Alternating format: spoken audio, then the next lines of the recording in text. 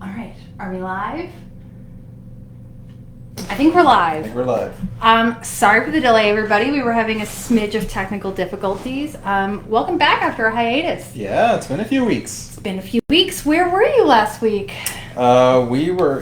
Myself and a few other people from the company, we were in upstate New York. We went to visit breeder and vendor trials. So basically, they have their own trials like we do, except it's basically like a giant trade show for vegetables. That would be so much fun. We ate a lot of corn and we ate a lot of tomatoes. And how many people were there? Was it a big event? It was a big event. There was definitely 300-400 people there, probably, including everyone. And you were in New York? Yep, Geneva, New York, upstate New York, so it's about an hour southeast of Rochester. Nice. Yeah. And that's not the only trip you guys have planned. Where else are you going? So end of September, the same group that went to upstate New York, we're going to the Netherlands. We're going to go visit some of our really big breeders out there. They're going to have some new carrots for us to look at, some new beets. I know you'll be really excited about that. I'm really jealous of that trip. Yeah. Not that I want to go to Holland. I just would love to see like these, growers and how they do it and how they produce. We'll take lots of pictures. I will answer lots of questions. I will totally geek out and probably keep them past our dedicated time. So yeah, I'm very, very, very jealous. What have I been doing? I moved. Yeah. We bought a house, my husband and I, and I'm very excited about it because it has like 3 acres of raspberries. A lot of raspberries. And like an equal amount of goldenrod. For every raspberry plant, there's at least one goldenrod plant. Yes. I'm very excited about the new house though. Good. And I have established asparagus. Excellent. And I have a lot of stuff to move. Asparagus and raspberries. Asparagus and raspberries. My first thing I'm going to do when I move in, well, next year in spring, is order apple trees, pear trees, all the things that take a few years to establish. Yeah. If I don't get them going now, when I'm ready for them, it'll be... And this isn't like orchard raspberries. This is just like a field of raspberries. There's no like up, down, and around. There's just raspberries. There's just raspberries. More raspberries than you could ever eat. Yeah, no dedicated rows or anything. So like if you want to get in the middle, you're going to get torn up by thorns. She's going to be spiky. Yeah. But yeah, I can't wait to get apple trees going. I want to like pull out the bushes and put in fruit bushes. Yes. I can't wait.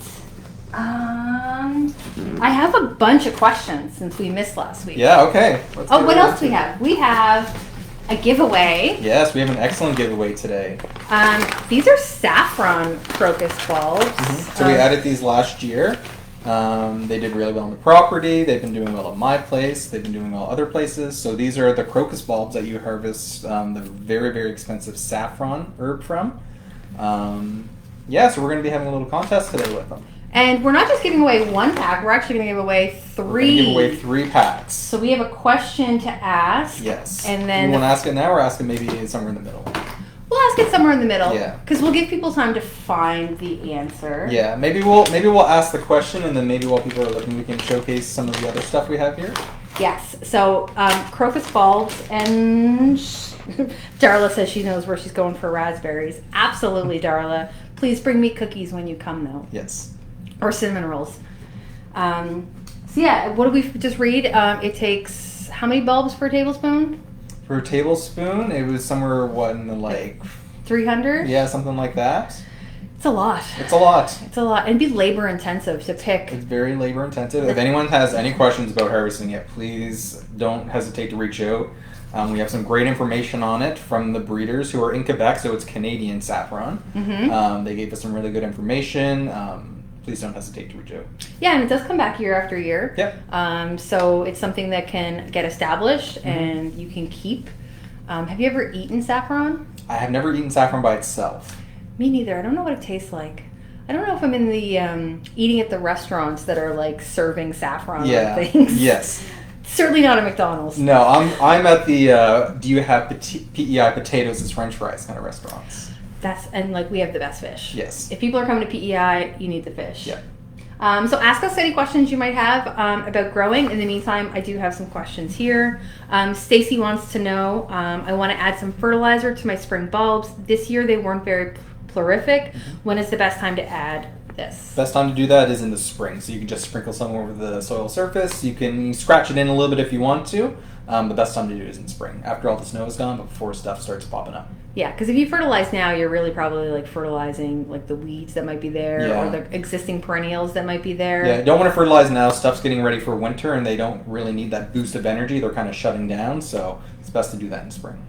All right. Similar question on tulips. Melody says, what is the lifespan of a tulip bulb? I noticed that some areas where I planted some tulips 5 years ago are no longer coming back, but other perennials are growing just fine there. So most of like the old tulips that you get like 40, 50 years ago, they last almost like a lifetime. But a lot of the new hybrid tulips, the specialty types, usually 2 to 3 years. Maybe like those? Yeah, so those might get 2 to 3 years, and you might even see the colors starting to revert back probably to red. You'll start to see the white lose year after year. So usually every 2 to 3 years, if you have some of the specialty ruffly types, that's when you want to replace them. Yeah. And then, so yeah, those old varieties. Those old varieties, like the old yellow types and like reds, like they will last forever. And let me flip through our catalog here. And our team just moved back to our bulb fulfillment center. Yes. And it's happening. It's happening. All of the like ones by a basket. Yes. Like, those are going to be. Those will be the most hardy, and those will be the most sturdy in term, or have the most longevity in terms of how long they last. Now, are you team tulip or team daffodil? I like a good daffodil. I like tulips, don't get me wrong, I like them both, but I find daffodils hold up a little bit better to the spring rains. Yeah. So I was team daffodil until I got to the Antoinette tulip, and then that was just my favorite. I know. It bloomed for a good 3 straight weeks, and it changed to like 3 different colors. Yeah. That's like asking what's like your favorite like chocolate ice cream. It's like, well, there's so many different chocolate ice creams. They're all delicious. That's true, but I think I know what it is. I think it's Holman's ice cream. Holman's ice cream. Holman's ice cream. I love this catalog. These are like just joy. I get them in the mail, even though I have them here. My favorite daffodil, and actually I just kind of fell across it this year. I found it on the property. It was Baby Boomer. Yeah. They're so cute. They're like, I don't know, probably a couple inches across, and like they're just small and they're cute, and if you plant enough of them in one area, they naturalize and they're amazing. These tulips. Yes. These are my husband's favorite. Can we see that? Those are the fire wings. They last a long time. Yeah. They're really pretty. Yeah. Anyway, back to the questions. Yes. So yeah, old varieties last longer. Yeah. New varieties need to be replaced every 2 to 3 years. Luke says, is it too late to grow spinach or radishes? I'm in zone 6. Nope, you can start those right now. It'd be a great time, or even in a couple of weeks. Spinach is easy. You can plant that, and as soon as it comes up, you can start harvesting it at any time. Radishes, somewhere between 30 and 40 days, and they're ready to harvest. You got plenty of time to grow those things. Yeah, and I think a lot of our spinach is 30 to 40 days. I think one might be like 26 days. Yeah, sometimes we might advertise it's like 25 days to 30 days for like a baby leaf, and then if you want more a whole plant, then you'd be looking at 40 to 45. Yeah. We are sold out of saffron online. Good chance to win some. Ooh, okay. Well, we have 3 bags, Yes. so it is 3 people's lucky day to win a bag of saffron. Yeah. Glenda, how can I tell when my melons are ready to harvest? Okay, so there's a few different kind of melons. We got watermelons, cantaloupes, that sort of thing. Watermelons, one of the telltale signs is there's a little tendril right where the melon connects to the vine, and that's going to be completely brown and shriveled up and nice and crispy. That's the first thing we usually look for. And then the second thing we look for is like the yellow or the orange spot on the bottom. And the more orange and deep it is, the more ready it is. Yeah, and then another one, it's harder to tell, is by like knocking. You can give it a little knock test. I find it's not as like, consistent, but if you knock it and those other 2 signs are there and it's nice and hollow inside, you're more than likely good to harvest. Yeah. And the other thing is follow your days to maturity to a T from transplant. So if it says 80 days to maturity from transplant, it's 80 days. It's not 75, it's not 70, it's 80. Yeah, even if we're having a good season, like still wait the 80. Yeah. Nothing more disappointing than thinking you have a perfect watermelon and it passed all of the tendril, the spot, the knocking, and you cut it open and it's not ready. Yeah, and it's still white inside. And especially because like now you get like a 15-pound watermelon that you can't eat. Yeah. It's a very sad story. And then for some of the other melons, you're looking for like the netting on the outside. It'll be a lot more netting and it'll turn like a brownish color. And then the skin will turn a different color, usually like a bluish color when they're ready, bluish gray. Yeah. Yeah. And those ones will like sometimes fall off the vine when they're ready too. Yeah, you just grab it and it comes right off. Yeah. There's no cutting Yeah. with scissors. You should be able to look at it and it'll just fall off the vine. John, I want to move one of my hostas to another area of my yard. When is the best time to do this? So you can do that. Best time to do is when they're dormant because it's the least stressful on the plant. So you can wait until after we get a hard frost or we wait until the spring, but late fall, sometime in the spring would be the best time to move them. Yeah, we're going to move some hostas. We're going to move some hostas. And it's hard to know where they are because they come up a little bit later. Yeah. We're going to flag them. Yes, we're going to flag them this year. We're going to divide them as well. So yeah, we've got some hostas that are like 10 feet by like 10 feet. They look really good, but we need that room for other stuff. Mm-hmm. Yeah. So yeah, we're going to put little flags in so we know where to find them next year to know where to split them because you'll be like, I think it's around here. You never want to play the guessing game and then dig up something else. We'll skip down to David's questions because it's kind of similar. My daylilies have gotten really wide. I preferred the plant a couple years ago before it got so big. How do I reduce its size and when should I do it? Okay, so you can do that when it's dormant as well. And you're basically looking at dividing it. So a lot of people will use like a garden spade or we like to use garden forks. Mm-hmm. Not the same as a pitchfork. Garden forks are shorter and the tines are thicker. Like a steak cut fry basically is what they look like. Yeah, instead of a shoestring. You want steak cut fry tines and you need two of them. You can put them in and then you can slowly pull them apart from each other and then the root ball will slowly pull apart and then you can do that as many times as you need. Now, describe what dormant might be. How do you know what plant is dormant? So the dormant is, and then when we're talking daylilies, it means there's no part above ground that's growing. So you won't see any green leaves, you won't see any green stems, no flowers. You might see a couple of little brown stems left over from the old flowers, but that should be it. Now, what about something like a bleeding heart that is already flowered, you know, this spring, most of the foliage is turned yellow. Would that be considered dormant or would you still wait? It's still going dormant. I would wait until it's like brown, crisp, or even if the majority of that foliage is like fell over on top of the ground, then you're probably at a good spot. Yeah. Do you prefer to spring move or fall move? I like spring moving just because in fall you're busy like kind of cleaning up for the season.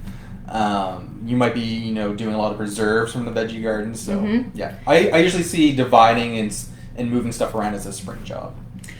Bernie says, there are tiny worms at the end of my corn. Is it still safe to eat? Still safe to eat, and the worms like the corn just as much as you do.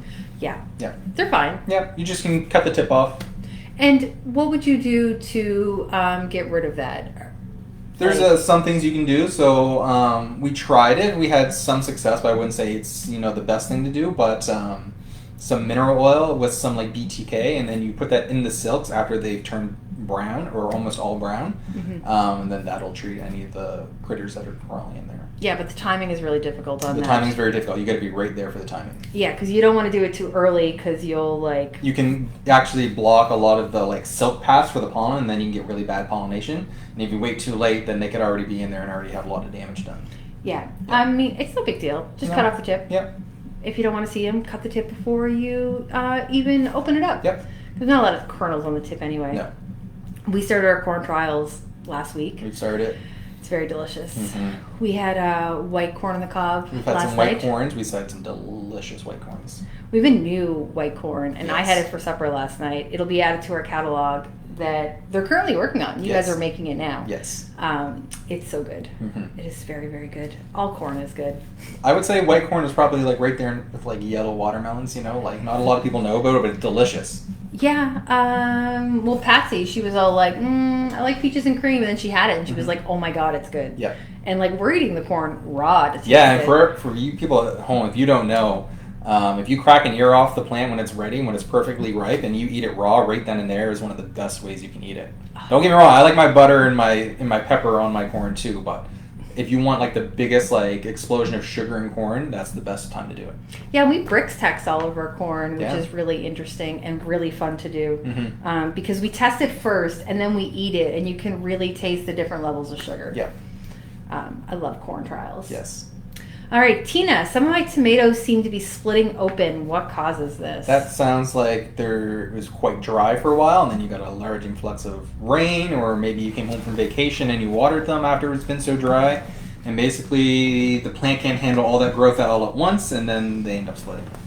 I don't have an example of that, but now would be a good time to show this like perfect tomato. Yeah, so this is our buffalo steak tomato. We actually just cracked that open this afternoon.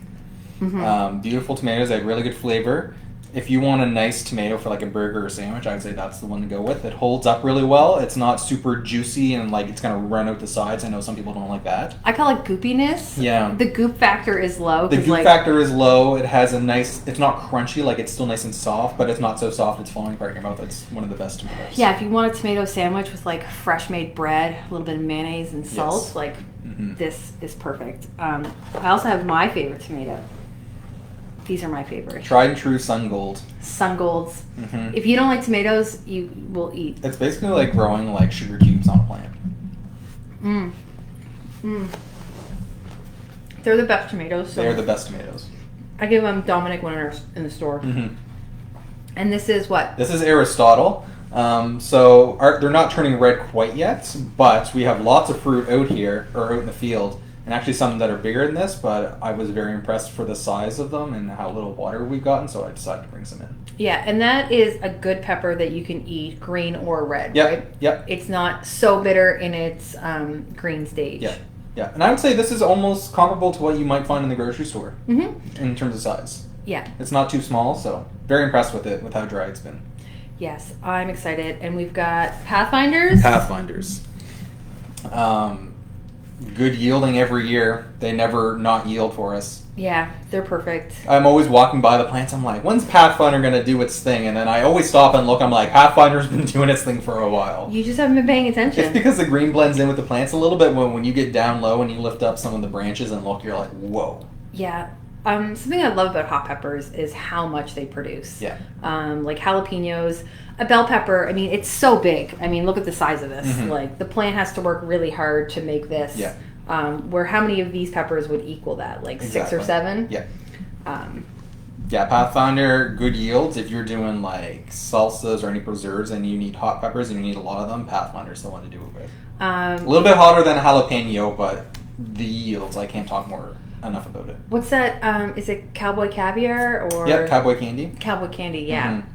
Perfect for those. Yep. One of our former coworkers makes them and brings them. What else do we have here? Oh, I have onions. Well, yeah, so our 2 new onions. Is this new this year or last year? It's kind of in between, so we kind of added them as a new web thing, but it's new to our catalog this year. So this is gourmet shallots. So these are from sets. Yeah, so this is a shallot from a set, and then we have Stuttgarter. Stuttgarter? Yeah. The shallots are fun because you plant one Plant one, and you can see here we've got 3 more. Yeah. These are a nice sweet onion. They grow as they grow bigger and mature. They are more flat and elliptical than they are round. Yeah. This one's kind of got a lean on them. Yeah. This one's like... You can see the flatness on this one. This one's perfect. Yeah. Smells good. They smell delicious. I love shallots. My favorite onion. But yeah, they grow like this. Perfect. And you can eat the tops. You can eat tops. They store well. They store really well. Oh, we have a baby. We have twins, actually. Oh. So this is George, or better known as Georgia Candy Roaster Squash. You got George, I got Georgia. I'm trying to make sure, I'm trying to see which way's the head. There we go. There you go. I don't want to hold them upside down. You already did. Yeah. So they're somewhere around 6 pounds each. Yeah. And I think... and these are even on the small side. I was going to say, these are a little bit on the small size. These should be a little bit bigger. Very impressive. They just feel like a baby. They do. This one's not quite as ready as that one, but this has darkened up. It just needs to cure a little bit more. Yeah, this one kind of has more of like the beigey color to it, whereas yours is maybe a little more like creamy yellow color. Yeah. But yeah, like 6 pounds. Feels like a baby. I feel like you should be playing football. We're so You're just going to be different. running through the squash patch like this, like I'm going to show you squash when they're ready. You're like, football, and I'm like, there, little baby. I may or may not have had him wrapped in burlap yesterday, making people hold the baby. Yeah. We have so much fun at work. Oh, I'm so excited to eat these. What else are squash do you have? We got some Taybell acorn squashes here. Acorn. We have a lot of stuff that's being ready to harvest it now. every day we can basically go find something new to harvest, essentially. Yeah, and even like pumpkins are quite early. We got some pumpkins, Table acorn squash. I have touch of autumn pumpkins, which are just starting to ripen. So it's like almost the same size as squash. I know. Those are so cute. We do a pumpkin decorating contest at work, and we like to use those. You and like to use the small pumpkins? Yeah. Yeah. Really fun. One other pumpkin. There was one that was ready, and it is our popcorn pumpkin. It's so much fun. It's very fun. So it looks just like popcorn. Added it new last year. The warts look like the bumps you find on buttered popcorn. It does look like popcorn kernels. It's a great name. It's very fitting. They're probably right in around that 10 to 15 pound mark. This one's probably a little on the small side. There are some bigger ones out there, but they will all look pretty well like this. Yeah, and it will get a little bit more yellow once it's outside. Yeah, once it hits the sun a little more, it's going to turn color a little bit. It's going to turn more of a beigey color, but that's all right. It's like the perfect addition for your pumpkin display, like just putting pumpkins on your step. I don't carve pumpkins anymore. Mm-hmm. We just like to put a few pumpkins out, make it look cute. Even like when they're first coming off the plant too, because the pumpkin skin itself without the warts is like a white color, but all the warts are green, and even that looks really cool. It does look really cool. Yeah. I like a warty pumpkin. They're like troll dolls. They're so ugly. I like a cute. nice warty pumpkin. Yeah. Nothing brings me more joy than a nice warty pumpkin. We should have brought some gourds in because we've got some fun gourds. We'll save something exciting for next time. Yes. And we have more people joining. We are giving away saffron bulbs. We're giving away 3 bags to 3 different people. So we're going to ask a question a little bit later, and the first 3 people to answer it. Are we going to do the first 3, or are we going to do random? I think we should do the first 3. Okay, first 3 people to answer the question will each be getting a bag of saffron cookies. If we do random, we might get accused of being biased. This is like true. the first 3 to hit our stream. We'll do first 3. Yeah. Yeah. Let's see. Tina, we did the splitting. We did daylilies. Shannon, I'm finally going to plant garlic this fall. I had radishes and beets in that row earlier this summer, but right now it's empty. What should I be doing now to get that row ready? Okay, so you can be amending the soil a little bit more. You can add a little more compost, that sort of thing. If you live in like a zone 6 or 7, I might even try to push a cover crop in there. It is getting a little late now, but buckwheat's a really good one. It grows really, really quick. And then once the frost comes, it knocks the plant down, so you don't have to worry about mowing it or anything like that. Yeah. And anything, do you need to pull the weeds? Are you putting straw down? You can pull weeds. That would make a huge difference come the spring, especially if they're perennial weeds. You can put straw down, but if you're doing a cover crop, you might not have to. So. Mm-hmm. And if you were zone 4, would you straw before you plant or straw after you plant? I'm not a big straw person in the garden just because I know the pest pressure, but if you are going to use straw, I would do it before you plant. Any of that like winter melt you get, you don't want that leaching any of the soil away from the bulbs and then be exposed in the spring to the freeze and thaw. So it's best to do it once the bulbs are in before the winter comes. It was a poor year for farmers last year in Prince Edward Island for straw, so there was none available for us to use to put on our garlic, and I think our garlic did fine. I think our garlic did well. It was quite early, but it did quite well. Yeah, I don't know if the straw would have made a difference. Yeah. And maybe it's just something that people do that they do, but they don't know why they do it. Yeah, and I mean, if you live in a place too where you get like consistent snow every winter, we're very much influenced by the winter here, so we get a lot of freeze-thaw rainstorms in the wintertime. You might not have to worry about it as much because once you get that first layer of snow and it freezes and kind of melts and turns to ice, it's kind of there for the winter too. So yeah, I was saying to a guy who was over fixing our wood stove that I hope we have like a good heavy snow, and he was like, no, and I was like, but the land needs it. Yes, like we really need it for pest pressure and disease. Yeah, and top up the water tables too after the summer. Yeah, I know it sucks to shovel snow, but like the farmers could really use some I will snow. take a cold winter with lots of snow over a wet, warm winter, mild winter. Yeah, I like a lot of snow. I just don't like snowstorms. Yes, I'm not a fan of shoveling. Lewis, how do I know when he's ready to harvest potatoes? Maybe you can answer this question. You know potatoes a little bit better than I do, but it's basically when the plant is basically done growing on top and you can get your hands in there and pull them up. Yeah, and I mean, farmers are harvesting potatoes all season long. Mm-hmm. But if you want to store your potatoes, you're going to want to make sure that the tops are as dead as possible. But if you're just going to like pull them up and eat them right now, you could do it at any point. So basically like eating a tomato, just go out and pick whatever you need and use them. Yeah, but if you're going to store your potatoes and you put in a whole lot, you want to make sure that the tops are dying. and that they've completed their growth cycle. A lot of times that the potatoes will have like detached from the greens. Right. But if you're just gonna if you have like a grow bag with just some potatoes in it, you're gonna cook them for supper anytime. Yep. New potatoes are just early potatoes. Yep. We've harvested our red thumb potatoes a couple weeks ago. Oh, I bet they were good. They're very good. We have lots, and they're in our basement right now, and they're just waiting for some butter. Just waiting. And how many did you grow? We bought a bag, so my wife planted them. I didn't see how many was in the bag. But we did one of the large, 20-gallon grow bags that we have on our back deck. And they did quite well. And how much would you say you harvested from them? Pounds-wise or per potato? Pounds. Pounds, I would say, and they're a little on the small side because we did put a lot in there, so they didn't have enough room to grow as full as they should have. But I would say probably somewhere around 5 pounds.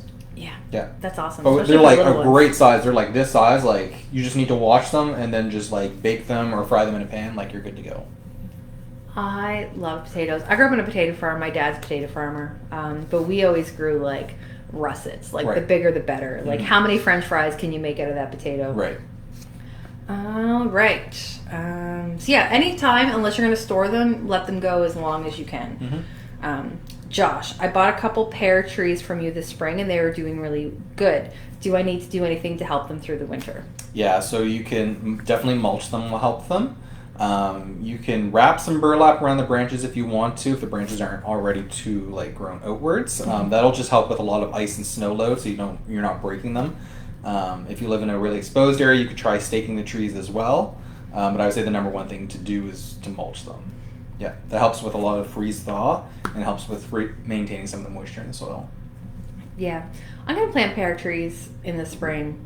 And, do you prune them like an apple tree? You know Basically, how, yeah. Keep them kind of low? Keep them kind of low, no crossing branches, that sort of thing, yeah. Yeah.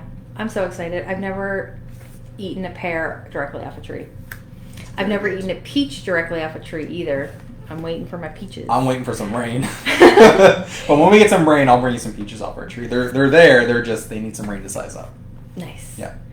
How do you know when the peaches are ready? I usually give them a little squeeze, and if they have a little give, then I pick them off. But they're hard as a rock right now. I'm really bad at picking grocery store peaches because I was like, you feel a little soft, and I get home and it's not ready. Right. And I do the same thing with plums. I'm horrible at picking plums. I need someone to teach me how to tell your plum is ready. Right. Because I can tell when a pepper's ready or an avocado or a pumpkin. Those are easier. Maybe when our peaches are ready, I'll be like, all right, Tara, come on over. We're learning how to pick peaches. We can make a video of it. We don't sell peaches, but it's probably cross-reference across other fruit trees. Absolutely. All right. Lucy, I was really late getting my peppers in. I'm in zone 4. Frost will be starting soon. Can I make them ripen any faster? Yes. So you can go to the plants. You can cut off any branches that don't have any fruit on them, cut off any flowers, and then they should ripen faster. A lot of the energy will start going into the peppers. If they have just the tiniest bit of color anywhere on them, then you can pick them and they'll ripen on your counter as well. Yeah, the flavor won't develop any further, but they'll ripen. Yeah. Something we used to try doing is we would pick a pepper to trick the plant into thinking that oh no, you're taking my fruit. But you can also do frost covers, and we sell frost covers, don't we? Yep. Ooh. That would help too. You could Cover them. you could extend your season in the fall probably by 2 or 3 weeks. Yeah. I think our season is short. I would feel bad for people in zone 4. Yeah. We have about 1 month left of good solid growing weather, and then we're starting to get into the days of is there going to be a frost? Is there not going to be a frost? This is my favorite time of year though. Yeah. I love this time of year. We got cold mornings, we got nice warm days, cold evening where the sun actually goes down early. I know people don't like that. Yeah. But as someone who doesn't want to go to bed when the sun's up, yes. I appreciate it. Because we work hard, so I go to bed early. Yes. And I don't like beating the sun to bed. No. All right. I'm out of questions. Okay. You can ask our crocus question. Crocus question. All right. First 3 answers. First 3 answers. And I'll get Tracy to get ready on this one too. So the question is, what page in our catalog are the crocus saffron bulbs found in our seed catalog? Now, we do have physical catalogs. If you do not have a physical catalog, we do have a digital version on our website. Yes. And maybe, Tracy, if you're listening, you can link that in the comments. Yeah. I think it's like at the bottom of the page. You can go request a catalog, Mm-hmm. but you can also view a digital copy of the catalog Yes. on there as well. Yes. So first three people, what page in the seed catalog are their saffron crocus found on? Speaking of catalog, how's catalog going? Catalog's going. It's going very well. We have so many new things. I love like all these new I was thinking this morning, I was like, I want to talk about all the new things because we've been working on some of these things for like 3 years. Yeah. And this year we've finally pulled the trigger. We're putting them in, and I'm really excited. Yeah. There were some nice surprises from our trials too that we're adding too. So Yeah, I love the catalog, especially because like things that we knew about and we want to talk about, we can't because it's like a secret. yeah, And now you guys can finally get to see. yep. And like when we say that something is a Vessie's top pick or a staff top pick, like it really is. Yeah, like unanimous. We are quite passionate. Like Sun Gold, I don't know if something will ever beat a Sun Gold. A sun gold is high up there on on the totem pole. Yeah. And are we moving Yellow Doll to staff favorite? Can we just call it Tara's favorite? Tara's favorite. I think that counts for something. I think we need to do Tara's favorite and like a little picture of your face being like Tara a little approves. sparkle on the tooth, you know. And then you get to the beat page and there's just me like, because I don't like beats. Website has the 2019 digital copy. Does that count? It should be in the 2024 copy. The website has the 2019. Let me go take a little peeky here. Nope, 2024 seed catalog. It has tomatoes on the cover. Yeah, if you click on that link and then scroll down to the bottom, there should be a link to our 2024 seed catalog with the tomatoes as the cover. Yeah. You've got the catalog right there. Yep, we've got a catalog right here.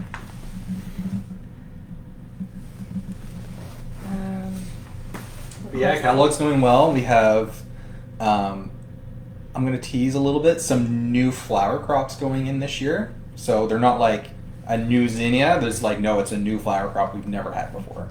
Ooh, I know what those are. They're so stunning. And very they're pretty. like, they've been in bloom first in the trials and they're still going strong. There's still like no stopping. No stopping them. No. Which is good because like even like the bachelor buttons are dying out right now. Yeah. Yeah, and the calendula, Mhm. like it's all kind of the zinnias though. Like Yeah, zinnias are a top performer. I can't make the catalog work because I don't have good internet and I'm running this. Darla, when you harvest potatoes, is there anything you should do before storing them for the winter? Not really, as long as they've been dried out enough. Yeah, just not wet Yeah, or damp. Yeah, you don't want to store them wet because they'll rot, and you don't want to store any mud on them if you can. If you pick them before they were completely detached from their thing, you might want to cure them like you would a squash a couple of days. Yeah. Let them sit out on a hot sunny day. And Tracy put the PDF up. Oh, Nice. okay. Thank you, Tracy. Yeah. Good question, Darla. I have to go see Darla. She's growing ground cherries. Ooh. Ground cherries. Hi, Jessie. Jessie's watching. Hey, Jesse. I'm going to eat this Sun Gold. I'm just Sure. playing with it. There's a new herb we're adding that we found last year, Mm-hmm. and it did well again this year. And I didn't see it when we were in New York, but I met the breeder who bred it, and he was the first breeder. I had to shake his hand, like compliments to the chef type of thing. Like I was like, blew me away. It's really funny in us because like we're like, oh my god, you created that? Yeah. That's amazing. Or the Yeah. people are like, oh, you made that car or you designed that phone. Yeah. We're like all about plants. We're like, you bred that? That's amazing. We bred some peppers. Me and my husband, we did some breeding and we created our own pepper, and it's very exciting. I'd be so happy if one day Vessie's carried our pepper. Very well could be.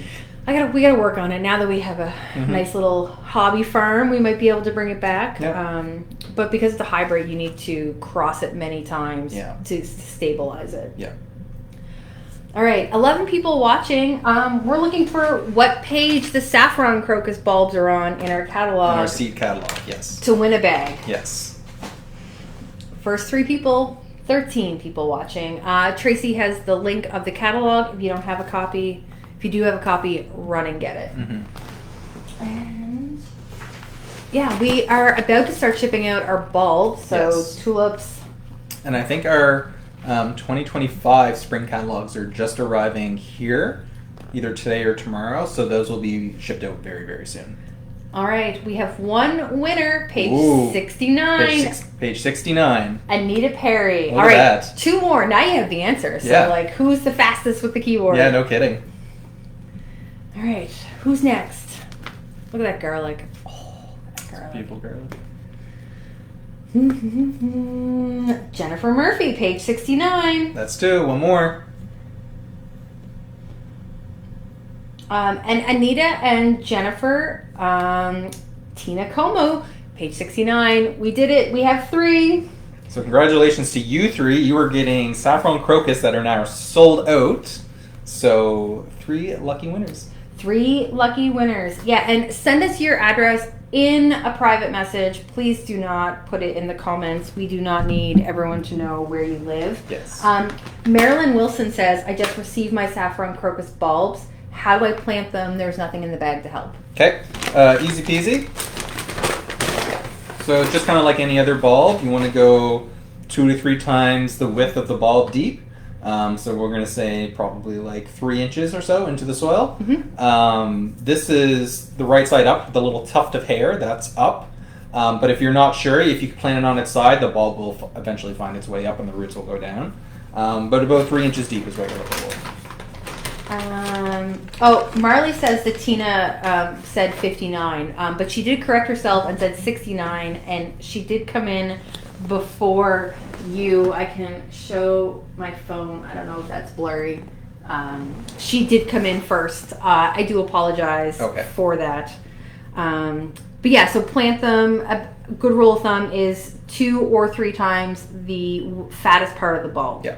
You don't want to go too deep. You don't want to go too shallow. And that's not for just crocus. That's for all bulbs. Right. Yeah. So we never actually send out any information when we send out our fall bulbs either, like tulips, daffodils.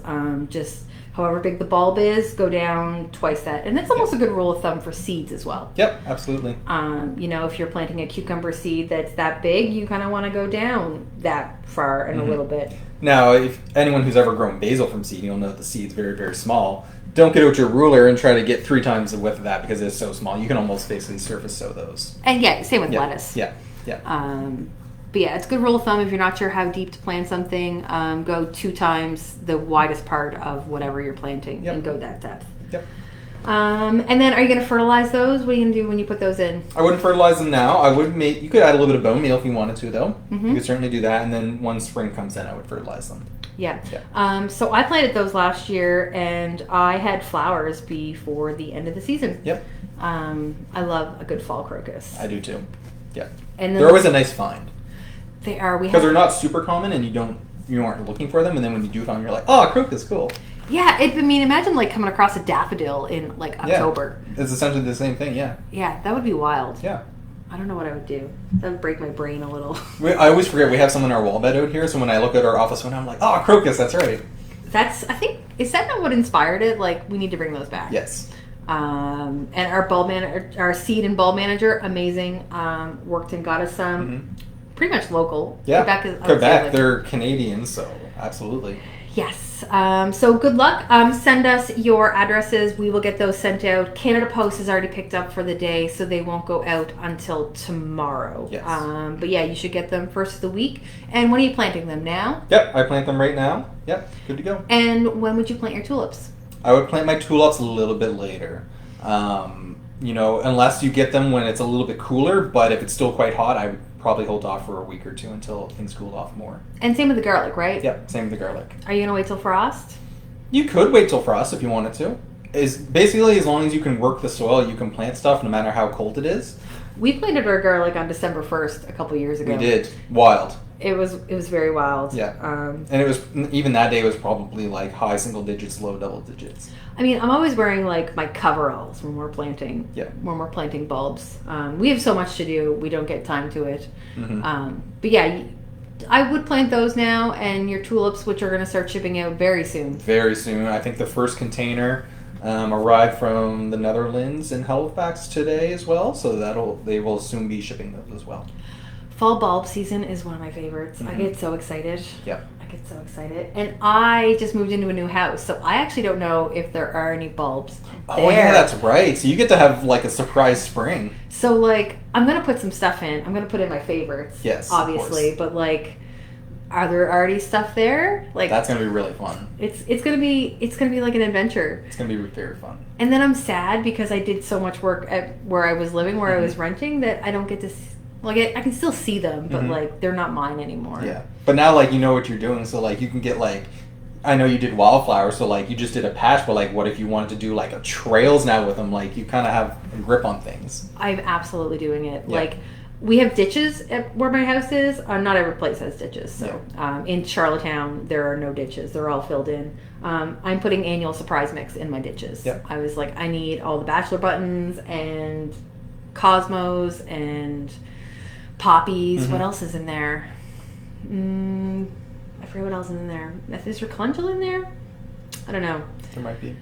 I'm going to throw that in my ditch. I'm also going to throw rudbeckia. Mm-hmm.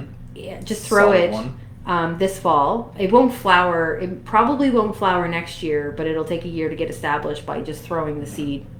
Same with echinacea. Lupins, if I throw the seed this fall, I'll probably get lupins next year. Mm-hmm. Speaking of which, my Red Castle lupin is still blooming. That's amazing. Like, if you drive by my old place, it is still blooming in my front yard. That's amazing. It's in September. It's been blooming since June. Yeah. Every time it gets like almost dead, I deadhead it, and it just was like, hey, and it puts out another one. That's a great example of deadheading and all the energy it does to put back into the plant to produce more. Well, yeah, I was really afraid of it like spreading across my yard, so I've been mindful. You know, it's still a little red on the top, so it's only like half dead, 3/4 when I deadhead. Still counts as color. It's like, I can't believe it's September and there's still lupins. Yep. And my dad doesn't like lupins, so I keep sending him pictures. Right. It's like hate mail. Yeah. But yeah, I love the Red Castle lupins, so I will be throwing those in my ditch this fall. Mm-hmm. What else can you fall sow? You mentioned rudbeckias. For people that really love rudbeckias, watch for a new catalog. There's some exciting stuff happening with rudbeckia. I was looking at them yesterday. Mhm. I like them even more as they age. Yep. I like them even more. Mm-hmm. And there's some gaillardia. Mm-hmm. Ooh, the gaillardia is so pretty right now. Yes. Anyway, we're freaks about plants. I do We're freaks about apologize. All right, so you're going to Holland. Yep. When are you going to Holland? Will you be here in 2 weeks? The 22nd to the 28th. Let's see when the next day is. Oh, you're just we're just getting you. The 19th. Maybe I'll do a little, selfie video, a couple minutes, and be like, "Hey, everyone, here's the carrots I'm looking at. That'd be so. Here's where breeding happens." If they let me do that. Yes. Yes. Amazing. So yeah, you'll be here for the next one. So we'll be here on the 19th, 3 o'clock Atlantic time. Ask your questions. Should we go in this flower trials? We can attempt to. Yeah. Maybe we could just do in the pumpkins and just sit. That would be a good one. Just sit Get a and couple hang out. chairs and the pumpkins. Yeah. I Yes. love the pumpkins. It's a workout too. Stepping over all the pumpkins. Yeah, we were doing that before we came here to pick some of these pumpkins, and it was just like running up and down the rows, and like the pumpkin plants are like up to like your thighs. Yeah, I've got scratches on my legs. Yeah.